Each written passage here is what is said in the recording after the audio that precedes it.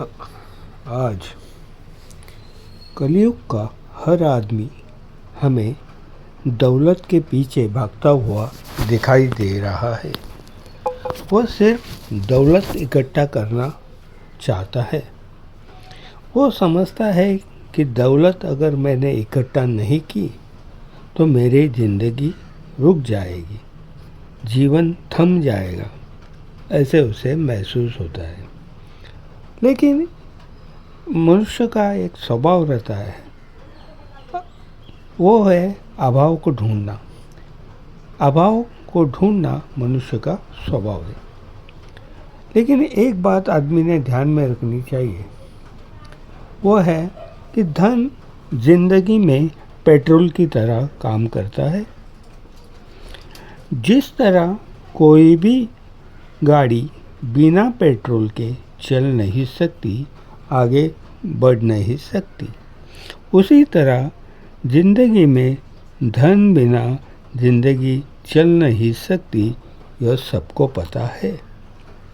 लेकिन एक बात याद रखनी बहुत ज़रूरी है।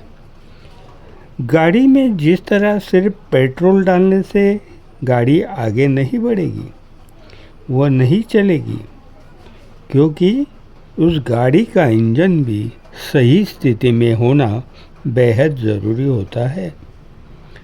अगर इंजन में खराबी होगी तो आप कितना भी पेट्रोल डालते रहो, गाड़ी आगे प्रगति पथ पर कभी नहीं चल सकती, वह आगे बढ़ ही नहीं सकती। उसी तरह हमारे ज़िंदगी में हमारी आत्मा ही इंजन की तरह होती है। उसमें अगर थोड़ी सी भी खराबी आ जाती है तो हमारी जीवन गाड़ी रुक रुक कर चलती है, थम जाती है।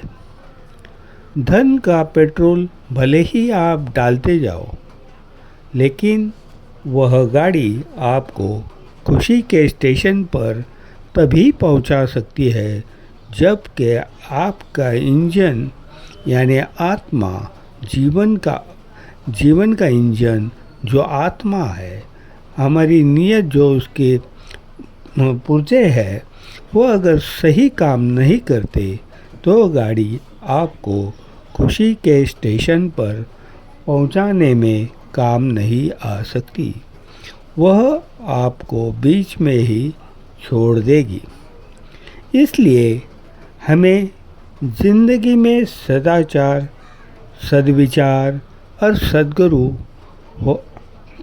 होने चाहिए।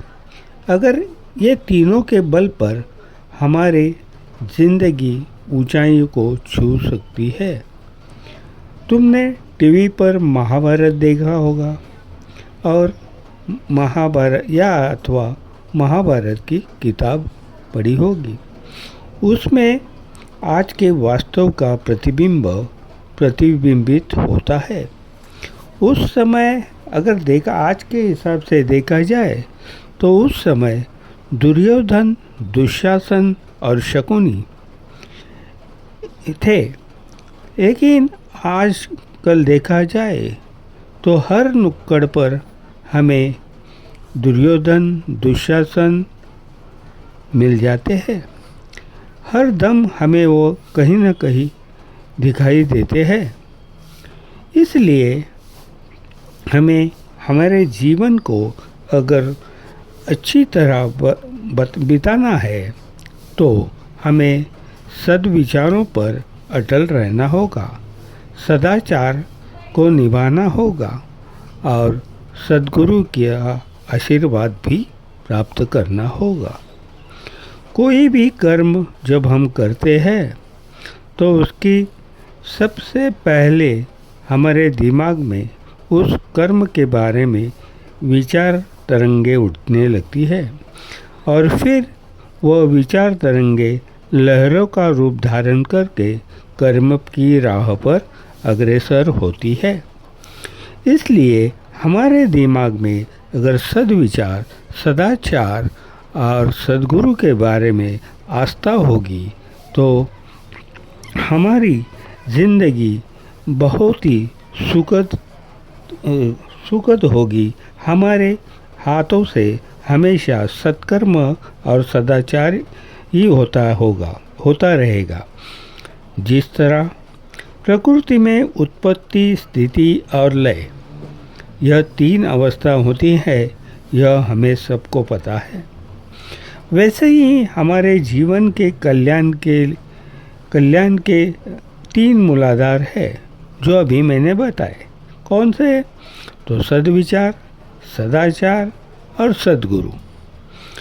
इन 3 मूलाधारों को अगर आप उद्ध्वस्त किया, इन 3 विचार अगर ज़िंदगी में ना हुए, तो हमारी ज़िंदगी बिना होकायंत्र जैसे जहाज़ की तरह होती है और हम शकुनी मामा की चिकनी चुपड़ी बातों में फंस जाते हैं और हमें सत्कर्म करने में दिक्कत आती है। हम सत्कर्म नहीं कर पाते, हम राह भटक जाते हैं। लेकिन इसमें शकुनी मामा की कोई भी गलती नहीं है, क्योंकि आप अपने विचारों पर, सद्विचारों पर अटल न होने के कारण आप उसकी चिकनी चुपड़ी बातों में फंसकर अपनी सही राह छोड़ दी और अपने जीवन को दुखद बना लिया। देखिए, हर एक आदमी का अपना स्वतंत्र अस्तित्व होता है। यह अस्तित्व आदमी ने कौन से कुल में, कौन से जाति में या कौन से घर में जन्म लिया, इस पर निर्भर नहीं होता। इंसान का अपना एक अलग अस्तित्व होता है। हर इंसान का अपना अपना महत्व होता है, अपना अपना अस्तित्व होता है। लेकिन इस अस्तित्व को निखारना, अपने मानव जन्म का मूल्य बढ़ाना, अपने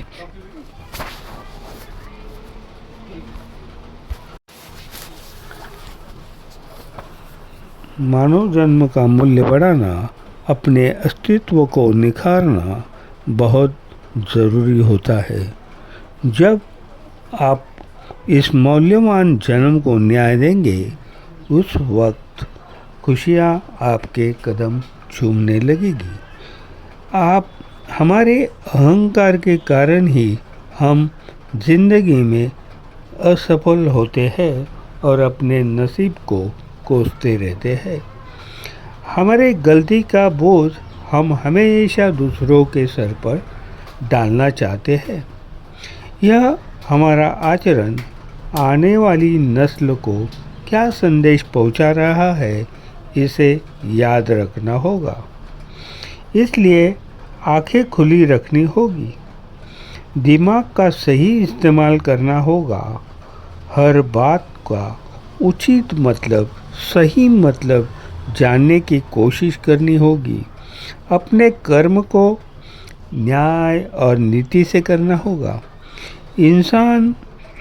अपने इंसान होने का मूल्य जानना होगा। इंसान जन्म का महत्व बढ़ाना होगा। सभी संत, महंत, निष्काम कर्म करने वाले, सज्जन, समाज हितवादी, विचारवंत लोग आज भी मौजूद है। उनके ज्ञान का हमें लाभ उठाना होगा। हमारे जीवन में उसका अंतर्भाव होना बेहद ज़रूरी है।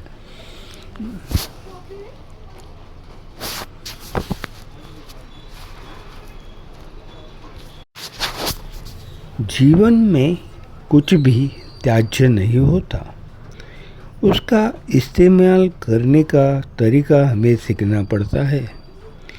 जिंदगी में जहर जैसी चीज़ भी त्याज्य नहीं है, अगर उसका भी सही इस्तेमाल सही मात्रा में किया जाए तो वो औषधि बन जाती है।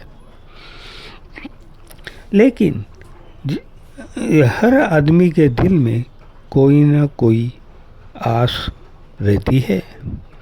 उसकी प्यास बुझती हुई दिखाई नहीं देती। वह हमेशा सुखों की इच्छा लेकर काम करता है, लेकिन उसे यह पता नहीं होता कि सुख इच्छा अमर होती है। वह कभी बूढ़ी भी नहीं हो सकती। यह हमारे जीवन को मिला हुआ, इसे आप शाप समझिए या वरदान। इच्छा छोड़ देना, इसका मतलब जिंदगी को जीना छोड़ देना, जिंदगी को रोकना ऐसा बिल्कुल भी नहीं होता, क्योंकि हमारे मनुष्य स्वभाव की एक बड़ी खराबी होती है। वह हमेशा अभाव को ढूंढना पसंद करता है और अपनी ज़िंदगी की उलझनें बढ़ाता है और उसी में फंस जाता है। जिस मूल्यों का ज़िंदगी में बहुत मोल होता है, वही मूल्य का त्याग करने की वजह से हमारी ज़िंदगी निर्माल्य बन जाती है।